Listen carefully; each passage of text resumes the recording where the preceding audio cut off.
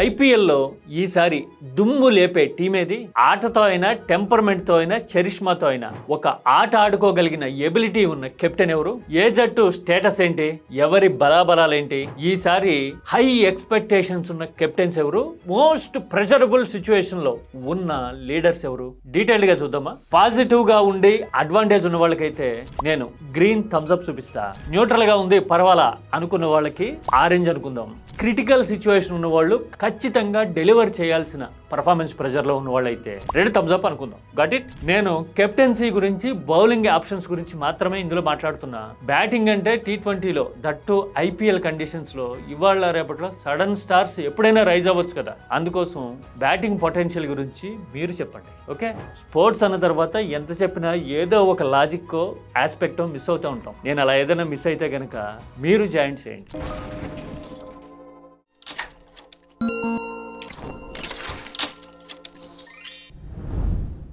IPL start అవుతోంది అంటే చాలు మినీ యాక్షన్ టైం నుంచి, అంటే కొన్ని వారాల ముందు నుంచే మనకి ఫేవర్ మొదలైపోతుంది కదా. అప్పటి వరకు టీమిండియా బ్లూ జెర్సీ గురించి మాట్లాడుకున్న వాళ్ళం ఫ్రాంచైజీల గురించి సిటీల వారీగా కొట్లాడుకోవటం మొదలు పెట్టేస్తాం కదా మనకి తెలియకుండానే. ఫేవరెటిజాన్ని తట్టి లేపుతుంది ఈ IPL.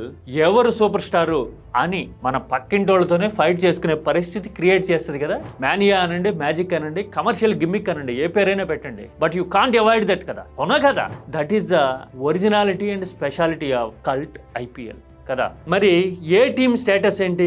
ఏ కెప్టెన్ ఎలాంటి సిచ్యువేషన్లో ఉన్నాడు? పైనుంచి వరుస పెట్టి చూద్దామా? పంజాబ్ సూపర్ కింగ్స్ ఫస్ట్ టాప్లో ఉంటుంది కదా అన్నిటికంటే. పంజాబ్ సూపర్ కింగ్స్ ఫార్చ్యూన్స్ గత సీజన్లో బ్రహ్మాండంగా ఊహించినట్టుగా మారిపోయినాయి కదా. శ్రేయస్ అయ్యర్ ఆట తీరు మారిపోవటమే కాదు, ఇవాళ రేపట్లో బాడీ లాంగ్వేజ్ కూడా మారిపోయింది కదా. WWF ఫైట్కి వస్తా ఉన్నట్టుగా ఇలా ఇలా ఇలా ఇలా వస్తా ఉన్నాడు కదా. ఆ కాన్ఫిడెన్స్ ని ఆట తీరులోకి ట్రాన్స్లేట్ చేశాడు శ్రేయస్ అయ్యర్. అలాగే టీమ్ ఫార్చ్యూన్స్ కూడా అమాంతం మార్చేశాడు కదా. పంజాబ్ నాకౌట్స్కి వెళ్ళింది చాలా తక్కువ, బహుశా ఎంటైర్ IPL హిస్టరీలోనే అతి తక్కువ టైమ్స్ వెళ్ళిన టీం అదేనేమో కదా. అలాంటి టీంని ఏకంగా ఫైనల్కి తీసుకెళ్లాడు. ఈసారి హాట్ ఫేవరెట్ పంజాబే అనిపించాడు కదా. అంతకు ముందు కోల్కతాకి ట్రోఫీ అందించిన కాన్ఫిడెన్సో లేదంటే మొమెంటం నడుస్తూ ఉందో శ్రేయస్ అయ్యర్కి అదరగొట్టింది పంజాబ్ లాస్ట్ సీజన్లో. ఈసారి కూడా అదే మొమెంటం కంటిన్యూ చేసే అవకాశాలు ఖచ్చితంగా కనపడుతున్నాయి. కెప్టెన్సీ వైజ్గా చూస్తే Shreyas Iyer green thumbs up రేంజ్లో ఉన్నాడని నేను అనుకుంటా. బౌలింగ్ కాంబినేషన్స్ విషయంలో ప్రతి IPL టీమ్కి క్వశ్చన్స్ ఉంటాయి కదా. How about Punjab? జాన్సన్ ఉన్నాడు, స్టోనిస్ లాంటి ఆల్రౌండర్ ఉన్నాడు, ఆస్ట్రేలియా బౌలర్ కనోలీ కూడా ఉన్నాడు కదా. కనోలీ అంటే తెలుసా? మొన్న ఈ మధ్యన వరల్డ్ కప్ టీంలో స్టీవెన్ స్మిత్ని కాదని ఈ కనోలీని తీసుకున్నారు ఆల్రౌండర్ అని అనే డిస్కషన్ బాగా జరిగింది కదా. అఫ్ కోర్స్ అతను సక్సెస్ కాలేదనుకోండి వరల్డ్ కప్లో ఆస్ట్రేలియాకి. మరి IPLలో ఎలా ఆడతాడు? We have to wait and watch. ఏమంటారు? ఈసారి పంజాబ్ మొమెంటం కంటిన్యూ చేయగలుగుతుందా? Let us see. పంజాబ్ తర్వాత ఢిల్లీ క్యాపిటల్స్. IPLలో మెగా ఆక్షన్స్, మినీ ఆక్షన్స్ దెబ్బకి ఎక్కువ షేక్ అయిపోయిన జట్టు ఢిల్లీ క్యాపిటల్సే కదా. 2022 ఆ టైంలో రిషబ్ పంత్ కెప్టెన్సీ తీసుకున్న 2 సీజన్లో అదరగొట్టి నాకౌట్స్కి వెళ్ళి ఫేవరెట్ ఇది అనిపించింది కదా. టేబుల్ టాపర్గా కూడా ఉంది ఒక సీజన్లో. అలాంటి మొమెంటం నుంచి ఆక్షన్ల దెబ్బకి, లీడర్షిప్ చాయిస్ దెబ్బకి ఢిల్లీ కింద మీద అవుతా ఉంది కదా. IPLలో ఇవాళ రేపట్లో ఎలాంటి అంచనాలు లేకుండా ప్రిపేర్ అయ్యే టీం ఢిల్లీ క్యాపిటల్స్ అనేమో. ఎలాంటి అంచనాలు లేకపోవడం అంటే ఫ్యాన్స్లో, ఫాలోవర్స్లోనే కాదు, మేనేజ్మెంట్ కూడా అలాగే అంటుంది. మేము ఇంకా యంగ్ టీం, ఎక్స్పీరియన్స్ గెయిన్ చేయాలి అని మాట్లాడుతుంటారు చూడండి వాళ్ళు ప్రతి సీజన్లోనూ. అంటే వాళ్ళ ఫార్చ్యూన్స్ గురించి వాళ్ళకి ఐడియా ఉంది అని అనుకోలేము. ఈసారి కెప్టెన్ ఎవరు? KL రాహుల్ లాంటి సీనియర్ ఉన్నా కానీ లాస్ట్ సీజన్లోనే కెప్టెన్సీ వద్దని చెప్పేశాడు కదా. ఇప్పుడు బ్యాటింగ్ ఆర్డర్లో ప్రమోషన్ రావడమే కాదు, లీడర్గా కూడా అక్షర్ పటేల్ ప్రమోట్ అయ్యాడు కదా. మరి ఈసారి అలా ఇలా అటు ఇటుగా ఉండే ఢిల్లీ టీం గట్టిగా ఇంపాక్ట్ చూపించగలుగుతుందా? లేదంటే నేను ఇందాక చెప్పినట్టుగా 21-22 సీజన్లోనే బాగుండే ఢిల్లీ టీం అనిపించి ఉసూరు అనిపిస్తుందా? బౌలింగ్ వైజ్గా చూస్తే ఢిల్లీకి బ్రహ్మాండమైన రిసోర్సెస్ ఉన్నాయి. One of the finest teams in the contest అనిపిస్తుంది. అక్షర్ పటేల్, కుల్దీప్ యాదవ్ లాంటి స్పిన్నర్స్ ఉన్నారు, మిచెల్ స్టార్క్, జెమిసన్ లాంటి పేసర్లు కూడా ఉన్నారు కదా. అందుకోసమే బౌలింగ్ రిసోర్సెస్ పరంగా ఢిల్లీ బ్రహ్మాండంగా ఉంది అనిపిస్తుంది. మరి బ్యాటింగ్, మిడిల్ ఓవర్ పర్ఫార్మెన్సే ఢిల్లీకి పెద్ద టెన్షన్ పాయింట్. మరి ఈసారి ఢిల్లీ ఫార్చ్యూన్స్ ఎలా ఉంటాయంటారు? కెప్టెన్సీ విషయంలో అయినా, టీం విషయంలో అయినా పెద్దగా ఎక్స్పెక్టేషన్స్ ఏం లేవు కాబట్టి అక్షర్ పటేల్కి నేనైతే ఆరెంజ్ థమ్స్అప్ ఇస్తా. న్యూట్రల్ అనమాట. తర్వాత Lucknow super giants. Lucknow super giants ఆటతో తప్ప మిగతా అన్ని రీజన్స్తోనూ బజ్లో ఉండే టీం కదా. 2 ఏళ్ల కిందటైతే కేఎల్ రాహుల్తో గోయాంక కాన్ఫ్లిక్ట్ గురించి మాట్లాడుకున్నాం అందరూ. కేఎల్ రాహుల్ లాంటి కష్టపడే నేచర్ ఉన్న ప్లేయర్తో ఇలా డీల్ చేస్తుందని లక్నో మేనేజ్మెంట్ అని ఫ్యాన్సే కాదు క్రికెట్ ఫెటర్నిటీ మొత్తం మాట్లాడుకుంది కదా. బహుశా ఆ దెబ్బకి కాస్త వెనక్కి తగ్గినట్టు ఉన్నా కానీ ఇప్పటికీ లక్నో విషయంలో ఎందుకో నెగిటివ్ వైబ్సే ఉంటాయి. లాస్ట్ సీజన్లోనేమో హైయెస్ట్ ప్రైస్ ట్యాగ్తో రిషబ్ పంత్ని కొనుక్కున్న ఆ ప్రెజర్ దెబ్బకి పంత్ ఫంబుల్ అయ్యాడు కదా. అన్నిట్లోనూ టెలిఫోన్ నెంబర్సే లేదంటే బాతుగుడ్లే అన్నట్టుగా డక్అవుట్ అయిపోయాడు కదా. అఫ్ కోర్స్ ఆఖరి మ్యాచ్ లో బౌన్స్ బ్యాక్ అయ్యి ప్రెజర్ దాటి సెంచరీ చేశాడు అనుకోండి, సోమర్ సాల్ట్ కొట్టాడు అనుకోండి. ఎందుకో లక్నో విషయంలో ఇప్పటికీ మిక్స్డ్ టాకే ఉంటుంది. బ్రహ్మాండమైన బ్యాటింగ్ ఉంటుంది, 5-6 వరల్డ్ క్లాస్ హిట్టర్స్ ఉంటారు బ్యాటింగ్ లైనప్ లో. కానీ బౌలింగ్ విషయానికి వచ్చేసరికి మాత్రం తేలిపోతా ఉంటుంది కదా. ఈసారి షమీ వచ్చాడు, మయాంక్ యాదవ్ వచ్చాడు, బెటర్ గా ఉంటుంది సిచ్యువేషన్ ఈసారి అని మాట్లాడుతూ ఉన్నారు కదా. మిచెల్ మార్ష్ లాంటి ఆల్రౌండర్ అందుకుంటే కనుక ఇంకా బౌలింగ్ రిసోర్సెస్ కొంచెం బెటర్ అవుతాయేమో. అంటే ఓవరాల్ గా చూస్తే బ్యాటింగ్ డామినేట్ చేసినట్టుగా లక్నో బౌలింగ్ అటాక్ లేక దెబ్బతింటా ఉంది.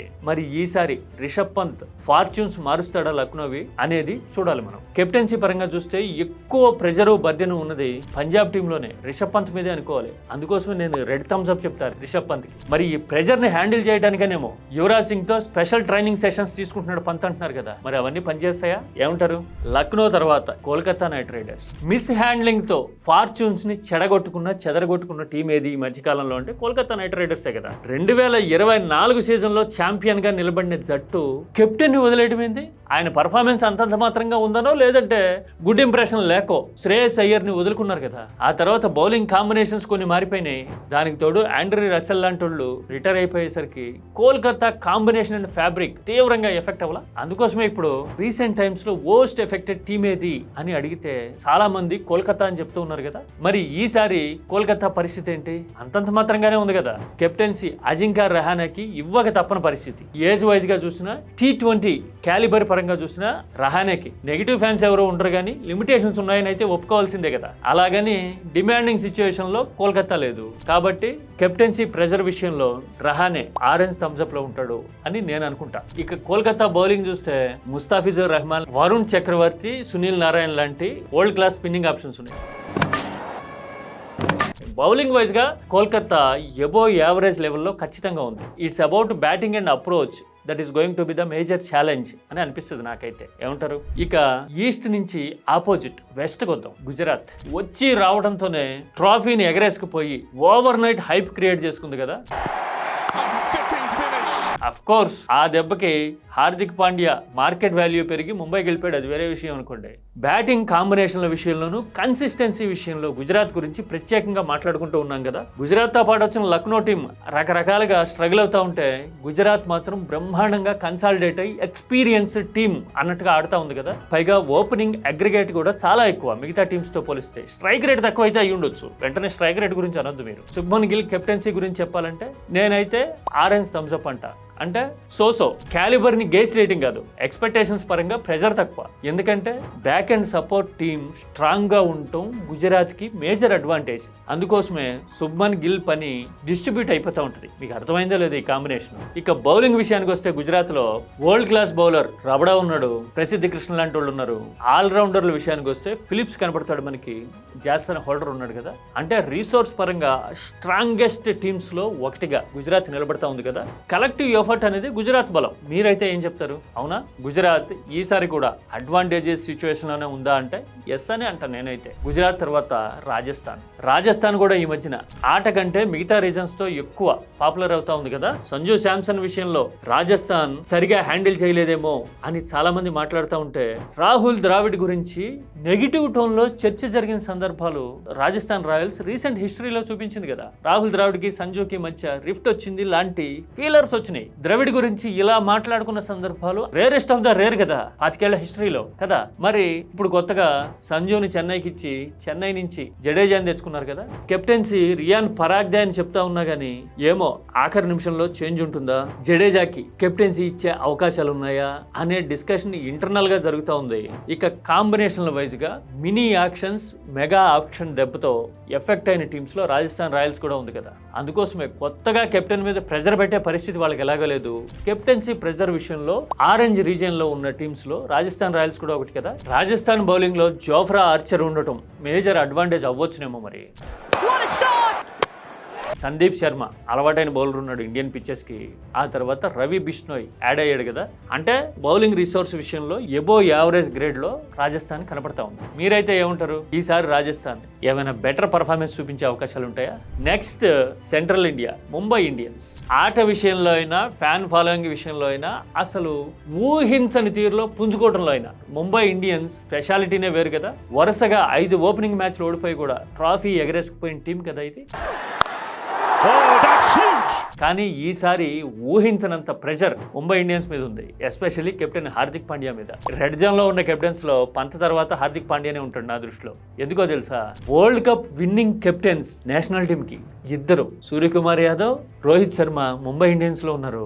రోహిత్ శర్మను కాదని హార్దిక్ పాండ్యా కెప్టెన్సీ ఇవ్వడం మీద ఇప్పటికీ ఫ్యాన్స్ లోపల సమాధానం పడలేని పరిస్థితి కదా. పైగా పాండ్యా చూడబోతేనేమో క్రిటికల్ సిచ్యువేషన్ లో అందుకుంటాడు అని అనుకుంటా ఉన్నా కానీ షో ఆఫ్ తో ఎక్కువ ఈ మధ్యన న్యూస్ లో ఉన్నాడు కదా. నెగిటివ్ ఆరాగా అది కూడా ఒక కారణం కదా. డయాస్ మీద గర్ల్ ఫ్రెండ్ తో ఫ్లాగ్ కప్పుకుని పడుకోవటం లాంటి విషయాల మీద ప్రతి ఒక్కళ్ళు ఇంత ఓవర్ యాక్షన్ ఎందుకు అని మాట్లాడుకుంటూ ఉన్నాం కదా. అందుకోసమే ఈసారి ముంబై ఒక అన్వాంటెడ్ ప్రెజర్ ని కెప్టెన్సీ వైపు నుంచి ఫేస్ చేస్తున్నట్టుంది. కాంబినేషన్స్, రిసోర్స్ పరంగా ముంబైని బీట్ చేయగలిగిన టీమ్స్ పేపర్ మీద చాలా తక్కువ. కానీ టెంపర్మెంట్, టెంపో విషయంలో మాత్రం టీమ్ అప్ కావడం, జెల్ అవటం అంటారే, ఆ విషయాల్లో ముంబై స్ట్రగుల్ అవుతా ఉంది. అందుకోసమే ముంబై కెప్టెన్సీ విషయంలో పాండ్యా రెడ్ థమ్స్ అప్ తో ఉన్నాడు. బౌలింగ్ విషయానికి వస్తే బ్రహ్మాండమైన పేస్ అటాక్ ఉంది. My recent favourite Trent Boult ముంబైలోనే ఉన్నాడు కదా.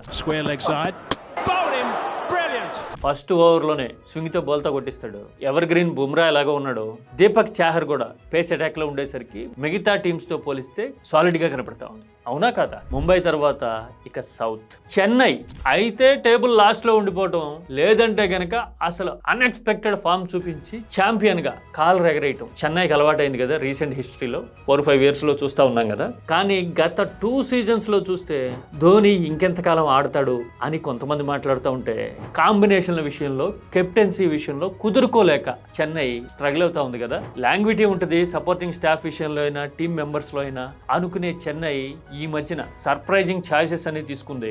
సంజుని రప్పించుకుంది కదా. మరి గైక్వాడే కెప్టెన్ అని ఇప్పటికీ చెప్తా ఉన్నా గానీ నాకైతే డౌటే. సంజుకి కెప్టెన్సీ ఇచ్చి ధోని గ్రూమింగ్ చేస్తాడా, ఇదే ధోనికి లాస్ట్ సీజనా అనేదే అసలు మేజర్ హెడ్లైన్ అవుతా ఉంది కదా ఇప్పుడు ఐపీఎల్ కి. మరి ఇంత యాంటిసిపేషన్ ఉన్న సీజన్ ని చెన్నై ఎలా హ్యాండిల్ చేస్తుంది? గత 2 ఫెయిల్యూర్స్ ని మర్చిపోయేలాగా ఈసారి రైజ్ ఫ్రమ్ ద యాషెస్ అంటారు కదా, అలాగా ఫినిక్స్ లాగా పుంజుకుంటుందా? కెప్టెన్సీ విషయంలో చాలా ట్రిక్కీ సిచ్యువేషన్ చెన్నైది. ధోని లాంటి పర్సనాలిటీ బ్యాక్ అండ్ సపోర్ట్ ఇస్తా ఉన్నా కానీ చెన్నై కెప్టెన్సీ ఇప్పుడు ఫ్యాన్స్ ఎక్స్పెక్టేషన్స్, ప్రపంచం మొత్తం చూస్తున్న పరిస్థితులను బట్టి చూస్తే రెడ్ థమ్స్ అప్ లోనే ఉందనుకోవాలి. ఒకవేళ శాంసంగ్ కి ఇచ్చిన ప్రూవ్ చేసుకోవాల్సిన పరిస్థితి ఉంటుంది. గైక్వాడ్ మీద అంతంత మాత్రం ఉంది కాబట్టి అసలు అతను కెప్టెన్ గా ఉంచొద్దు అనే ప్రెజర్ మౌంట్ అయ్యే అవకాశాలు ఉంటాయి. అందుకోసమే కెప్టెన్సీ వైజ్ గా చెన్నై రెడ్ థమ్స్ అప్ లో ఉంది. మరి how about bowling combinations? Chennai bowling below average గా ఉందేమో అని నాకు అనిపిస్తుంది చూస్తే. చాహర్ లాంటి వాళ్ళు వదిలేసుకున్నారు, పతిరానా లేడు, ఇప్పుడు ఖలీల్ అహ్మద్ లాంటి వాళ్ళు మాత్రమే ఉన్నారు, శివన్ దుబే లాంటి ఆల్రౌండర్ ఉంటాడు. హోమ్ మ్యాచెస్ పర్వాలా, మరి ఇవే మ్యాచెస్ విషయంలో చెన్నై ఫార్చ్యూన్స్ ని బౌలర్స్ డిసైడ్ చేస్తారేమో అని నాకు అనిపిస్తుంది. మీరైతే ఏం చెప్తారు? ఇక చాలా మందికి ఫేవరెట్ టీం బెంగళూరు పరిస్థితి ఏంటి? ఈసారి ట్రాఫీ గెలిచినా గానీ సంతోషం లేదు. ట్యాంపేడ్ దెబ్బకి కోహ్లీ సెలబ్రేట్ చేసుకోలేదు కదా ఎక్కడ. అలాంటి ఎక్స్పీరియన్సెస్ అన్నిటినీ దాటుకుని చిన్న స్వామిలో మ్యాచ్లు జరుగుతూ ఉన్నాయి. ఈసారి ఎప్పుడూ లేనంత రిలాక్స్డ్ గా సైకలాజికల్ గా బరిలో దిగుతా ఉంది కదా. ఎందుకంటే కప్పు గెలుస్తాము అని చెప్పుకోవాల్సిన ప్రెజర్ అయితే లేదు కదా. కరెక్టే కదా. కోహ్లీ స్టార్డమ్ బెంగళూరుని సగం నడిపించేస్తుంది. ఇక మిగతా సగం బ్యాటింగ్ లో అందుకునే కాంబినేషన్స్ ఆల్రెడీ ఉంటాయి. కెప్టెన్సీ విషయంలో రజత్ పటేదార్ మీద ప్రెజర్ తక్కువ కదా, అందుకే Rajat Patidar green thumbs up zone లో ఉంటాడు. బౌలింగ్ రిసోర్సెస్ బ్రహ్మాండంగానే ఉన్నాయి బెంగళూరుకి. భువనేశ్వర్ ఉంటాడు, హెజల్వుడ్ ఉంటాడు, ఫిట్నెస్ బాగుంటే. అందుకోసమే ప్లే ఆఫ్స్ కి వెళ్లే ఎబిలిటీ ఉన్న టీమ్స్ లో ఖచ్చితంగా బెంగళూరు ఉంటుంది ఈసారి కూడా అని నేనైతే అనుకుంటా. ఇక డౌన్ సౌత్ లో హైదరాబాద్ పరిస్థితి ఏంటి? రికార్డుల మీద రికార్డులు 270, 280 అంటే అలవోకగా కొట్టేస్తున్న టీం కదా. కానీ ట్రోఫీ మాత్రం గెలవలేకపోయింది కదా. బ్యాటింగ్ ఎబిలిటీ ఎనార్మస్గా ఉంది కాబట్టి కెప్టెన్సీ అనేది ఖచ్చితంగా సన్ రైజర్స్కి గ్రీన్ జోన్లోనే ఉంటుంది, అవునా కదా. బౌలింగ్ కాంబినేషన్లో సన్ రైజర్స్కి అంతంత మాత్రం ఛాయిస్ ఉన్నట్టుంది. ప్యాట్రిక్ కమిన్స్ ఫిట్గా ఉంటే 4 ఓవర్ల ఇంపాక్ట్ బ్రహ్మాండంగానే ఉంటుంది. దేశవాళీ బౌలర్ ఉన్నద్గట్టు ఉంటాడు, మరి మిగతా ఓవర్ల పరిస్థితి ఏంటి అన్నట్టుగానే ఉంది ఈ సీజన్ కూడా. అందుకోసమే బ్యాటింగ్లో 250కి పైగా ఈజీగా కొట్టేస్తా ఉన్నా కానీ డిఫెండ్ చేసుకోవడంలో ప్రతిసారి సన్ రైజర్స్ ఫంబుల్ అవుతా ఉంది. ఈసారి కూడా అదే మొమెంటం ఉండేలాగా కనపడతా ఉంది నాకైతే. మీరేమంటారు? ఇది ఓవరాల్గా 10 టీమ్స్ 10 డిఫరెంట్ ఫార్చ్యూన్స్. ఎవరు గ్రీన్ జోన్లో ఉన్నారు, ఎవరు ఆరెంజ్, ఎవరు రెడ్ అని మాట్లాడుకున్నాం కదా. మీరైతే ఎవరు ఏ జోన్లో ఉన్నారని చెప్తారు? కామెంట్ చేయండి. నేను మిస్ అయిన ఎలిమెంట్స్ ఏమైనా ఉంటే కనుక యాడ్ చేయండి. This is key talks.